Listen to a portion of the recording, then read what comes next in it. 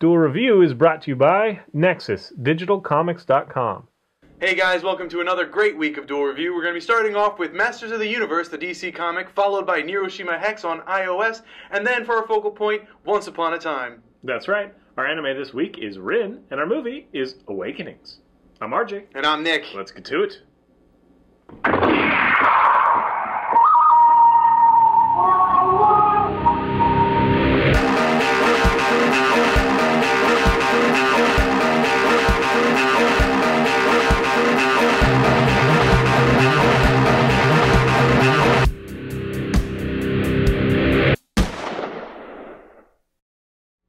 Today is the 5th of November, and we're taking a look at the newest of the Masters of the Universe. That's right, and this one's actually DC. Several publishers have had the Masters of the Universe property, but this one's DC, and DC also had it in 1982, which this one does kind of tie into slightly, but not really that much that you would care.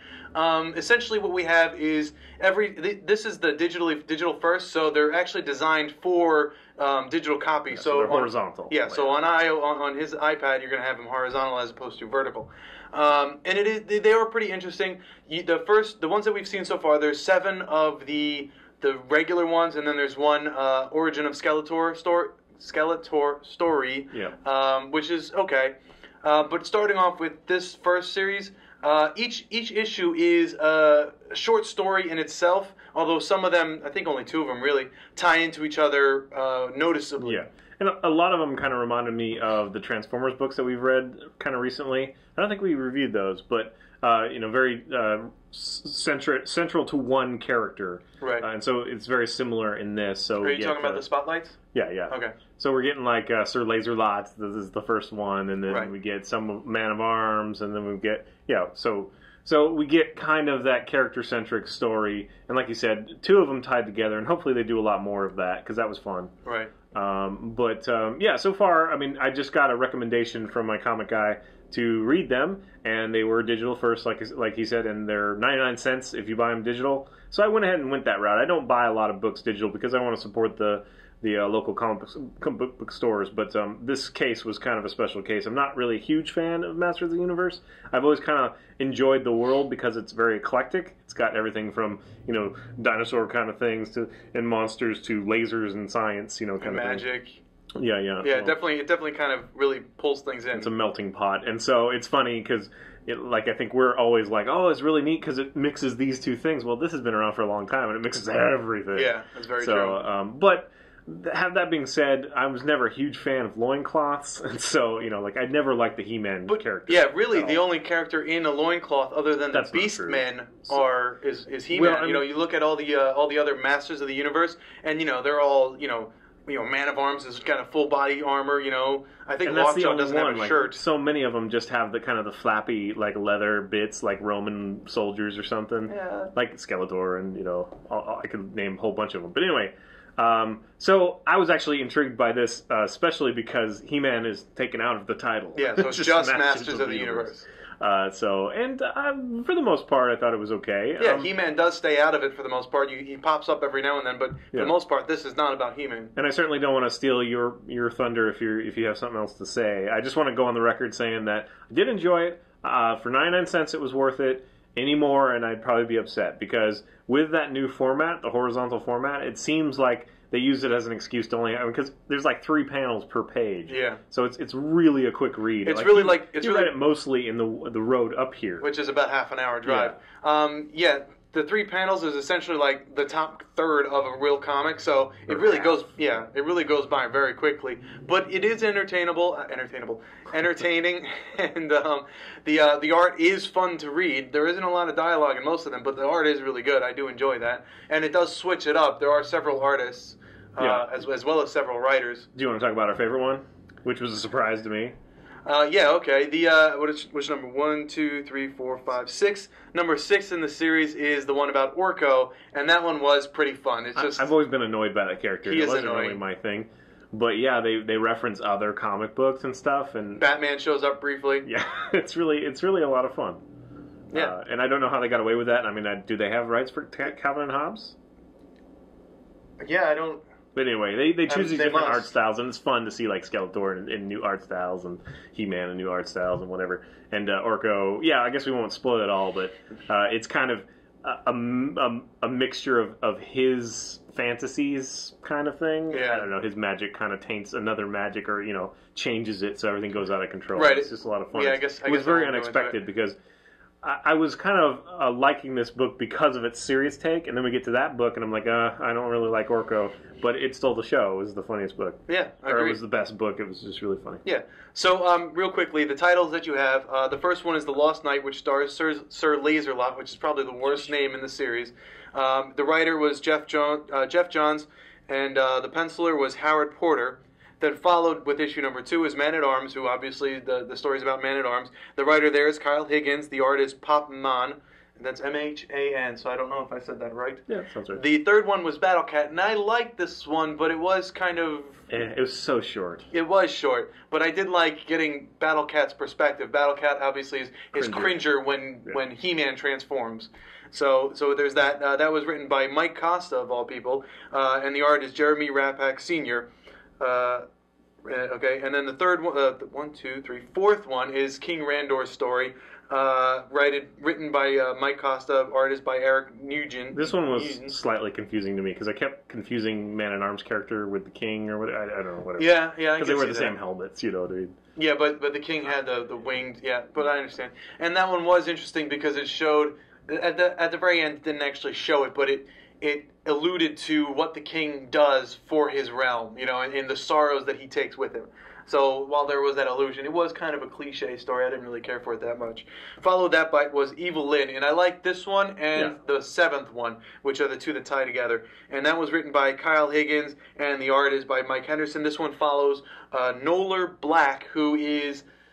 What is he? He's part of. He wanted to be part of the Royal Guard, but he got kicked out or something for doing something bad. It's shown in number 7. Yeah, right. Yeah. So number 6 was the Orko. Writer is Jeff Parker, and artist Chris Gigliotti. I don't know how to say that. Chris Gugliotti.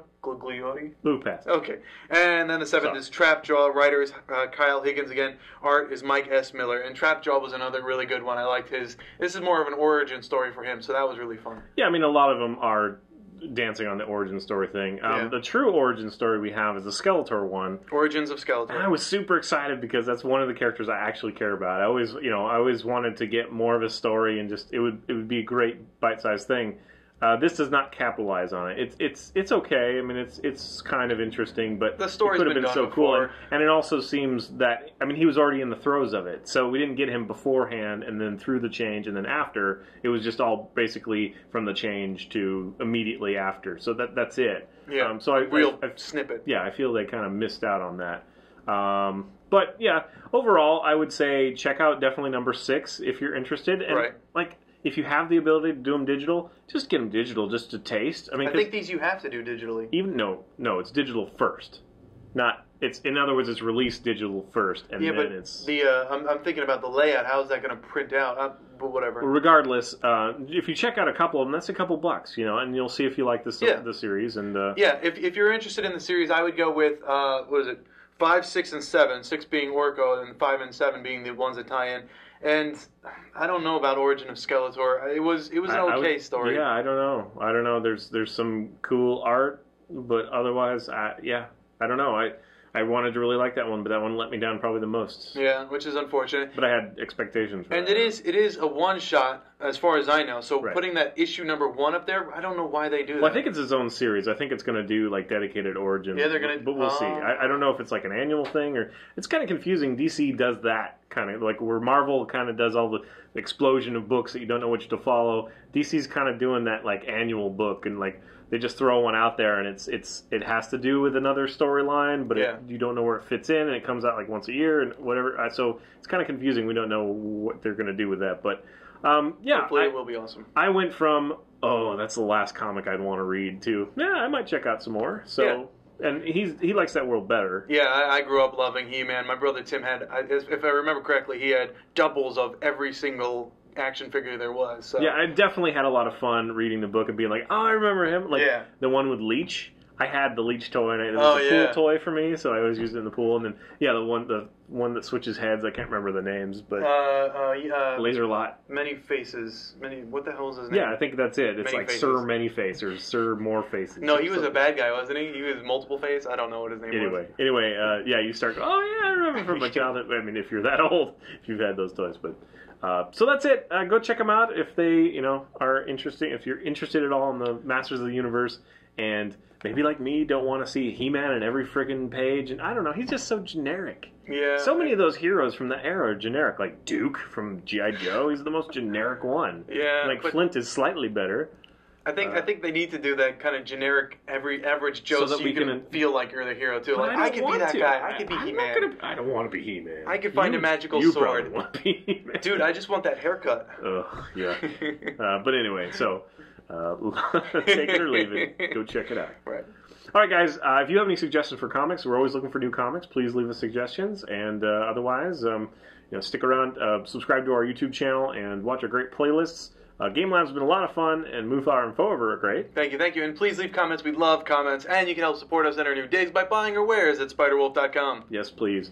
T-shirts, I'm the one that usually does the job. You did like the other day, but, man, you gotta wear our own swag, man. Well, because I usually wear buttons up or polos, but yes, you're right. I'll start wearing T-shirts more. I'll start wearing our swag. Do it under the button up, and we can do the Superman review. Yeah, anyway.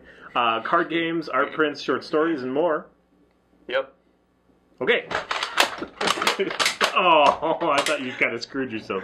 I was like, yep. Because you ended abruptly, like you're expecting me to say something. I was like, yep. Okay, fine. I don't know what to do. Next up, it's Hiroshima Hex.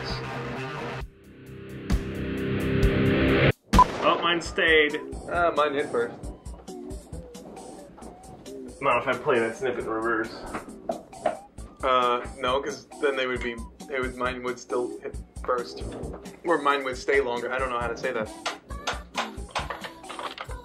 I don't know what I'm saying anymore. By the way, I sing so much now that RJ's gonna flood me with his songs, so I'm gonna be listening to the frickin' Christmas songs. Nick doesn't necessarily like Christmas songs sung all the time, so I'm gonna go ahead and make that happen. They should be Chris frickin' sing the same damn songs. I do. You're just singing the stupid Moonflower dance. Moon dance. Whatever the hell. Van Morrison's Moon Dance. So irritating. That song was also sung by Michael Bublé, and if you remember from previous... And that's the version you sing. I did. And if you remember It's a marvelous night for a moon dance. You know what's funny? You should see it. I listen to like heavy metal and symphonic metal and just like death rock, and it's just like the ones that I sing are, I don't know, that's what I sing. I don't know why. Yeah, that and like Gummy Bears. Gummy bears bouncing here and there and everywhere. And he doesn't even sing it right. It just drives me nuts. You're like in the wrong key and it's not harmonic.